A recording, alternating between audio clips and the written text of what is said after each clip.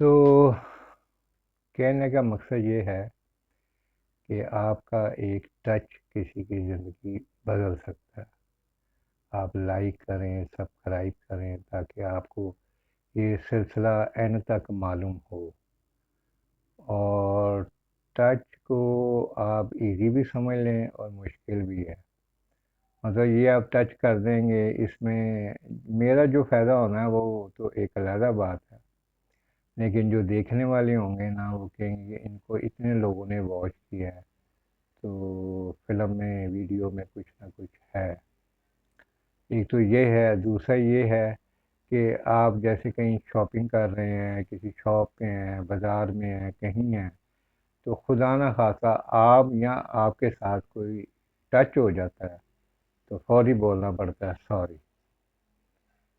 मैं छेड़ने के लिहाज से नहीं कह रहा, अचानक हो जाता है ना, ये सबके साथ हुआ होगा, होता है।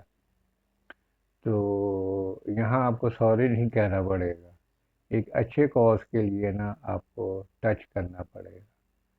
तो मैं तो ये मशवरा दूंगा, अगर कोई खुद मरीज़ है, रह चुका है, तो वो ज़रूर ये काम करें, अवेयरनेस दें, लोगों को बताएं और डिस्कस करें सामने। मैं भी काफ़ी अर्सा ये सोचता रहा कि इसके ऊपर काम किया जाए या ना किया जाए, लेकिन आखिर मैंने फैसला किया, अल्लाह ताला ही ने दिल में डाला, और मैं कैमरे के सामने आने की मैंने एक थोड़ा ज़्यादा टाइम का डिस्कस किया, तो अल्लाह ने मुझे, मैं समझता हूँ, हिम्मत और ताकत अता की। तो इस तरह ये सारे मामलात को आपने देखना है। नमाज तो आपने पढ़नी है, हर हाल में पढ़नी है, फिर इसके साथ इज़्कार भी आपने करने हैं। अभी किसी साहब ने मुझे ना फर्स्ट वीडियो जिसमें मैं अपना तारुफ करा रहा था, उसमें एक कमेंट्स दिया था, इलाज तो बताया नहीं। एकदम मैं एक चीज़ को एक्सपोज कर दूंगा, तो मुझे नहीं पता किसी के क्या सिम्टम्स हैं, किसी के क्या सिम्टम्स हैं। जो अल्लाह के नेक लोग हैं ना, उनसे बात की जाती है, वो फिर देखते हैं। इसके अंदर ना नाम का भी बड़ा ताल्लुक है, तो फिर वो तजवीज़ करते हैं। नाम तो सारे ही अल्लाह के अच्छे हैं, ज़िक्र सारा ही अल्लाह का बहुत अच्छा है, सुभान अल्लाह। तो एक पैसिफिक किसी चीज़ के लिए उसको रिपीट करते रहना और पढ़ते रहना, ये उन्हीं को मालूम होता है। मुझे सबसे पहले जो साहब मिले थे ना, कोई 7 इयर्स या 8 इयर्स पहले, वो इरफान साहब थे। उनका, क्योंकि मैं अपनी तमाम वीडियोस में ना अपने किसी का नाम इसलिए नहीं लूँगा, वो कहेंगे अपनी प्रमोशन के लिए या अपने मशहूरी के लिए हमारा नाम मिस यूज़ किया। लेकिन मैं आपको तमाम दुआएं और ज़िक्र और तरीक़ाकार सारा बताऊंगा इंशाल्लाह। तो उन्होंने मुझे तजवीज़ किया था कि आप जौ का दलिया और शहद खाएं। फिर मुझे कुछ आयात उन्होंने बताई कि आप पढ़ें। तो फिर आपको पता है कि इंसान के साथ शैतान भी लगा हुआ है, तो उसमें मुझे कुछ थोड़ी सी रुकावट महसूस हो रही थी। फिर मैंने उनसे डिस्कस किया, फिर उन्होंने मुझे कहा कि आप ये पढ़ें। तो खैर मैं जौ का दलिया और शहद मिला के खाता रहा। उससे पहले उन्होंने मुझे कहा था कि आपने दूध में इतने जौ डालने हैं, यानी कि आप समझ लें 25 ग्राम वो है जौ, और 2 किलो दूध है। वो कोई 17-18 छुहारे जो हैं, उनको आपने कद्दूकश करके ना, तो हल्की आंच पे पकाना। इससे मुझे बहुत फ़ायदा हुआ, बहुत ज़्यादा फ़ायदा हुआ। और फिर इस तरह मैं ये इस्तेमाल करता रहा। फिर सर्दियाँ आ गई हैं, सर्दियों को आपको पता है ये जौ का दलिया ठंडा होता है, तो उसमें मुझे कुछ थोड़ा सा हड्डियों में प्रॉब्लम होने, फिर उसकी क्वांटिटी कम की गई। फिर क्वांटिटी कम करते करते वो बिल्कुल ही मैं खाना ही छोड़ दिया। हम इंसान हैं तो ऐसे ही ना। तो इस तरह ये सिलसिला चलता रहा। इरफान साहब के बाद एक साहब और मुझे मिले, उनका ताल्लुक जो है वो ہمارے 300-400 کلومیٹر کے ڈسٹینس پہ ہیں. میں فزیکلی بڑا امپریس ہوا اور میں ان کے پاس گیا. میرا خیال تھا کہ 1 to 1 ملاقات ہوگی، لیکن ایسا نہیں ہوا. بہت لوگ ان کے پاس آتے ہیں، بہت لوگ ان کے پاس آتے ہیں. تو پھر ہے میں گیا سارا دن. پھر میرے لیے آؤٹ آف اسٹیشن جانا ایک بہت بڑا مسئلہ تھا. بہت ذہنی پریشر تھا، بہت زیادہ پریشر تھا.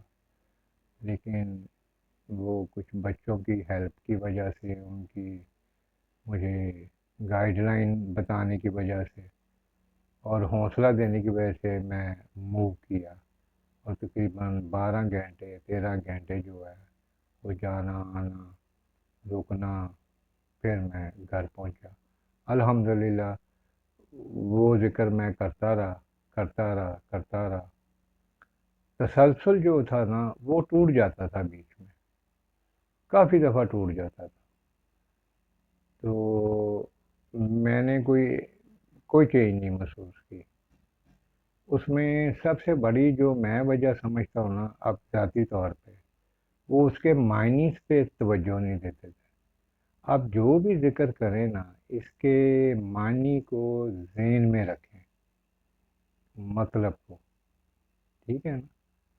تو اس طرح جو ہے یقیناً کامیابی ہوگی، اور ہوئی پھر مجھے.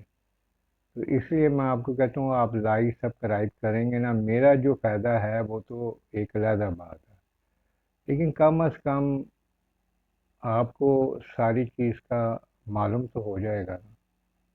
تو آپ بھی کر سکتے ہیں، اس میں کوئی کسی کی اجازت کی ضرورت نہیں. اللہ تعالیٰ کا کلام ہے، آپ روٹین سے پڑھیں، توجہ سے پڑھیں، معنی ذہن میں رکھیں. انشاءاللہ آپ کامیاب ہی کامیاب ہیں.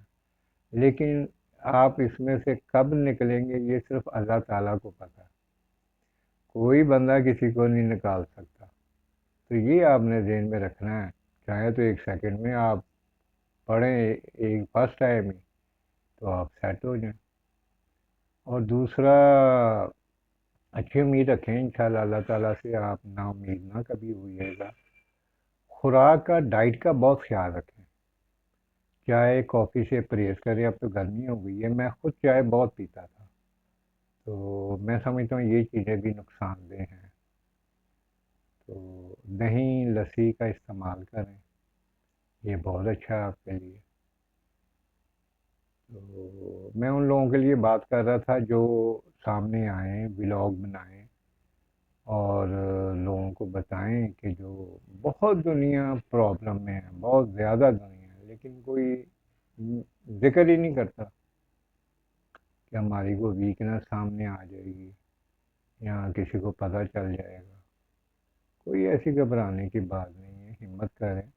آپ خود بنائیں، جو اس میں سے نکلے اور لوگوں کا فائدہ ہو جائے گا.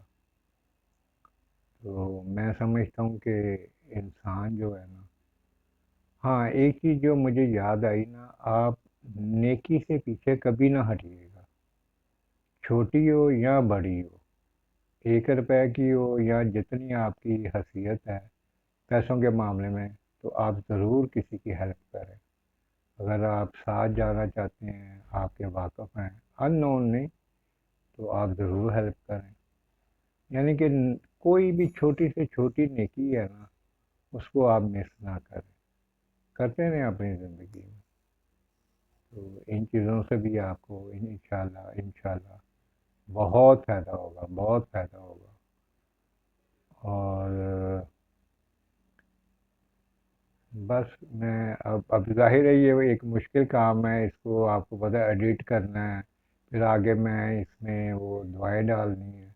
تو یہ پروسیس سارا جو ہے نا، پروسیجر کو سیکھنا بھی ہے، ریکارڈ بھی کرنا ہے، پھر ایڈٹ کرنا ہے، پھر آپ کو آپ کے لوگوں کے لیے پیش کرنا ہے. تو ہمیشہ آپ خوش رہیں، سلامت رہیں، کسی قسم کی اللہ تعالیٰ آپ کو پریشانی نہ دے.